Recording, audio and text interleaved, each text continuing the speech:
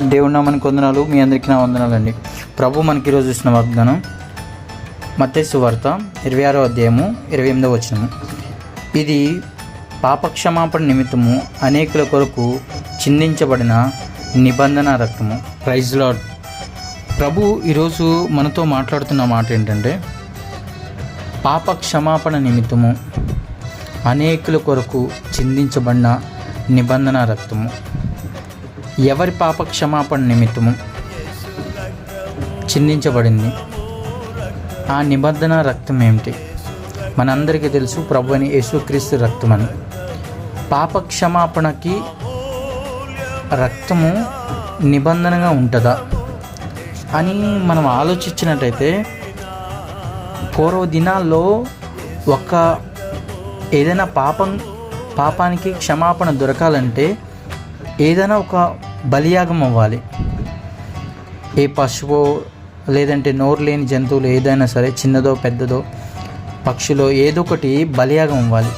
అసలు ఎందుకు బలియాగం అవ్వాలి పాప క్షమాపణ నిమిత్తము అనంటే, ఒక వ్యక్తి చేసిన తప్పుని ఆ చేసిన వ్యక్తి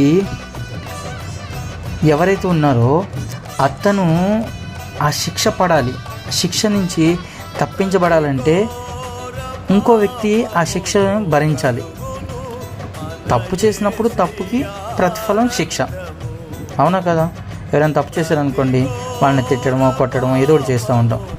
దానికి శిక్ష ఏంటి? దండించడమా లేదంటే ఏదైనా పనిష్మెంట్ ఇవ్వడమా చేస్తాము. ఇక్కడ పాపక్షమాపణ అంటే ఉద్దేశం ఏంటి? ఆజ్ఞ అతిక్రమే పాపము. ఆజ్ఞ ఏంటి? ఆయన తప్ప వేరొక దేవుడు ఎవరు ఉండకూడదు. ఆయన తప్ప పరలోకం రాజ్యానికి చేర్చగలిగేవాడు ఎవరు లేరు. మనుషుల్ని ఎవరిని పూజించకూడదు. నీ దేవుడైన యెహోవాను మాత్రమే పూజించాలి. దేవునికి సంబంధించినవి చాలా ఎలా ఉన్నాయంటే, ఇతరులకి హాని చేయడం కూడా చేయకూడదు అనే ఉద్దేశం బైబిల్ గ్రంథంలో మనం చూస్తూ వస్తున్నాం.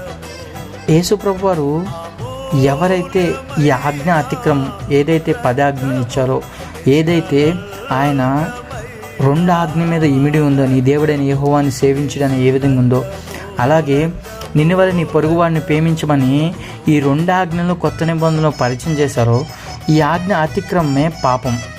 పాప క్షమాపణ నిమిత్తము అనేకుల కొరకు చిందించబడిందంట. చిందించబడడానికి కారణం ఏంటి? పాపానికి శిక్ష మరణం. పాపానికి శిక్ష మరణం. మరణమైనప్పుడు ఆ మరణించే వ్యక్తి తన రక్తాన్ని, తన ప్రాణాన్ని, సమస్తాన్ని కోల్పోతాడు. రక్తము ప్రాణము. ఆ రక్తము ప్రాణం నుంచి విడుదల కలగాలంటే నిబంధన రక్తం. ఈ లోకంలో మనుషులను చేసినప్పుడు దేవుడు మనుషులు నిష్కళంకులుగాను, నిష్కపటం లేనివారుగాను, పాపానికి దూరంగా ఉండేవాళ్ళుగాను, పరిశుద్ధంగా ఉండేవారుగా దేవుడు చేసి వాళ్ళని ఈ లోకంలోకి పంపించాడు. దేవుడు ఎప్పుడైతే పరిశుద్ధులుగా, దేవునికి విరోధంగా లేకుండా నిష్కలంకులుగా చేసినప్పుడు, ఒక వ్యక్తి పాపం వల్ల ఈ భూమి మీద ఉన్న ప్రతి వ్యక్తికి ఆ పాపం సంకరించబడింది. ఒక వ్యక్తి చిందించిన రక్తం వల్ల ప్రతి ఒక్క వ్యక్తికి పాప క్షమాపణ దొరికింది. ఈరోజు ఈ పాప క్షమాపణ నిమిత్తము మన కోసం మన యేసు ప్రభు వారు బలియాగమయ్యారు. Praise lord. కానీ బలియాగమైన యేసువైను ధ్యానిస్తున్న నీవు, పూజిస్తున్న నీవు, ప్రార్థిస్తున్న నీవు, నీ జీవితంలో ఒక నిబంధన కలిగి జీవిస్తున్నావా? ఒక వ్యక్తి ఒక గోల్ పెట్టుకున్నాడంటే, ఆ గోల్ కోసం నేను ఎలాగైనా ఆ గోల్ సాధించాలి, నేను మంచి ఐఏఎస్ అవ్వాలి, మంచి ఐపీఎస్ అవ్వాలి, మంచి జాబ్ కొట్టాలి, గవర్నమెంట్ జాబ్ కొట్టాలి అని ఒక యవనస్తుడు కానీ యవన స్త్రీ కానీ అనుకుంటే, ఆ వ్యక్తి ఆ జాబ్ కోసం, దానికోసం ప్రయాసపడతారు, కష్టపడి చదువుకుంటారు, కష్టపడతారు, అందరికీ విధేయత కలిగి ఉంటారు, ఎలాంటి విషయాల్లో తలదూర్చరు. కానీ ఒక నిబంధన కలిగి ఎప్పుడైతే ఉంటారో, ఆ నిబంధన రక్తం అంట వాళ్ళని ఉన్నత స్థాయికి తీసుకెళ్తుంది. ఏ విధంగా అయితే నిబంధన కలిగి ఉంటారో ఆ నిబంధన వాళ్ళని ఉన్నత స్థాయికి తీసుకెళ్తుంది. నిబంధన ఎలా ఉన్నత స్థాయికి తీసుకెళ్తుందంటే, దానికోసం అహర్నిశలు కృషి చేస్తూ ఉంటారు, కష్టపడుతూ ఉంటారు, ప్రయాసపడుతూ ఉంటారు.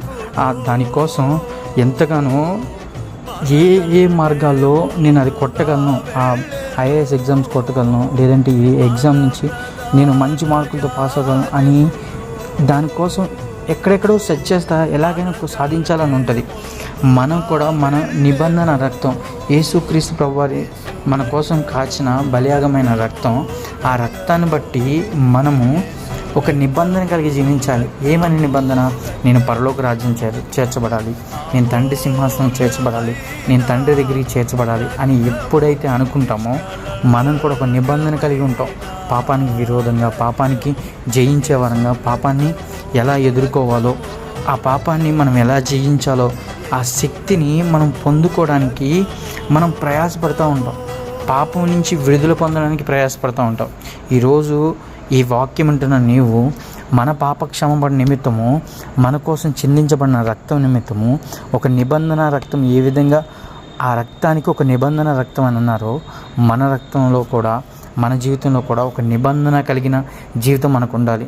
యేసుక్రీస్తు దగ్గర బాప్తిసం పొందిన మనం ఒక నిబంధనతో కూడిన జీవితం మనకు ఉండాలి. నిబంధనతో కూడిన జీవితం ఎప్పుడైతే ఉంటుందో ఆ జీవితం మనల్ని, మన కుటుంబాన్ని ఉన్నత స్థాయికి తీసుకెళ్ళను గాక. ఆమేన్. ప్రేమగల తండ్రి, ఘనమైన దేవ, కృపామయ, దయగలిగిన రాజా, రక్షకానికి వందనాలు. ప్రభా, ఇప్పటి వరకు మమ్మల్ని ఎంతగానో కాచి కాపాడే ప్రభా, ఈ ఉదయకాల సమయంలో మా పాపని క్షమాపణ నిమిత్తము ప్రభా, మా కొరకు చిందించబడిన రక్తము, ఒక నిబంధన కలిగిన రక్తాన్ని మీరు చిందించారు ప్రభా. అయా, పాప క్షమాపణ పొందుకునే నిబంధన రక్తాన్ని చిందించారు ప్రభా. మేము కూడా ప్రభా, మా పాప క్షమాపణ నిమిత్తం ప్రభా, మేము కూడా ఒక కట్టుబాటు జీవితం, ఒక నిబంధన కలిగిన జీవితం, పరలోక రాజ్యం చేర్చబడే జీవితం మాకును, మా కుటుంబాలకును, మా సంఘాలకును, మాకున్న సమస్తానికి, మా బంధుమిత్రుల సమస్తానికి ప్రభా, మాకున్న తెలిసిన వాళ్ళందరికీ తెలుసుకోవడానికి కృప చూపిస్తారని, నీ చిత్తానుసారంగా ఉండడానికి సహాయం చేస్తాను. గంత మహిమ ప్రభావాలు పొందుకుని యేసు పరిశుద్ధ నామమున వేడుకుంటున్నాను తండ్రి. ఆమేన్.